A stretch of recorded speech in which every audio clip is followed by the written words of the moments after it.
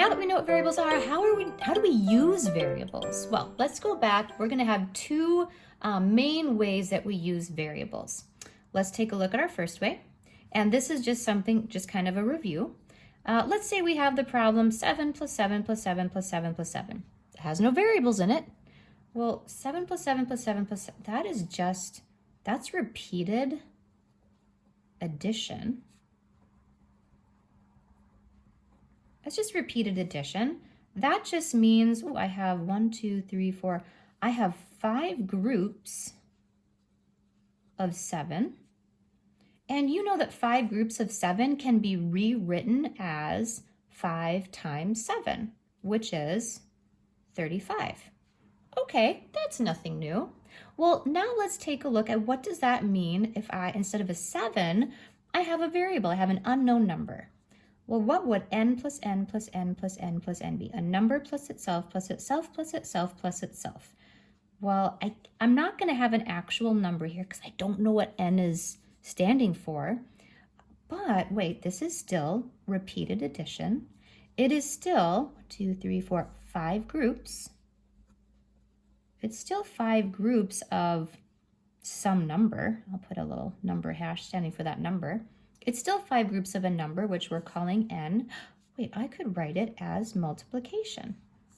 I wrote 5 groups of 7 as 5 times 7, so I could write 5 groups of the number n as 5 times n.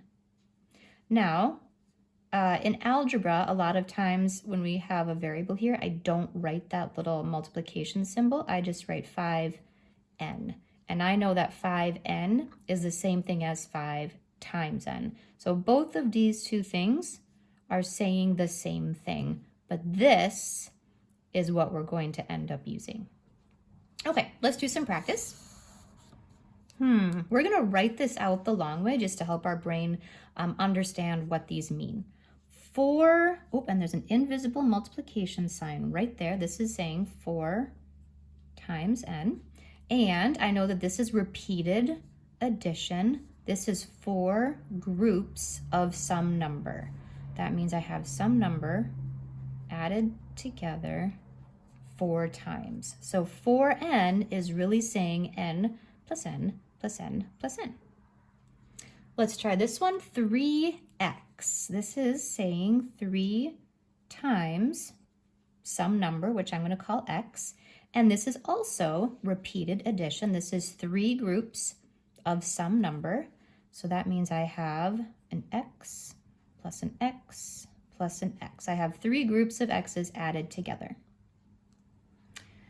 All right, this one, I have 7 times x plus 3 times x. Well, let's deal with the 7x first. This means I have 7 groups of a number x, so that's again repeated addition. So I have x plus x plus x plus x plus x. 1, 2, 3, 4, 5, 6, 7. So this right here is my 7x written out the long way. And I'm adding to that, oh goodness, I'm running out of room, 3x, 3 groups of x, 3 x's added together. Here's my 3x. Ooh, that's a lot. Wait a minute. I could just add, how many x's do I have total? I have 7 plus 3 more. Oh, I could rewrite this. I could shorten this as I have 10 x's added up together. I have 10 repeated x's.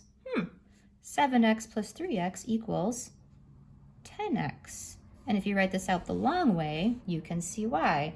Perhaps you see a rule that we're going to talk about later as to how you can simplify some expressions. Let's go on to this one. Let's see if this follows the same rule. This first one, 3a, 3 groups of repeated a's. This is a plus a plus a. Here's my 3a. All right, now let's take this one, 4b. This is 4 times b. This means I'm adding b 4 times. Here's my 4b. I I don't think I can add these together the same way I did here. Because over here, I know that all of my x's are standing for the same number. But here, my a's are standing for a number, and b's are standing for most likely a different number. So I can't just add these together because I don't know if a and b are standing for the same thing. They're probably not.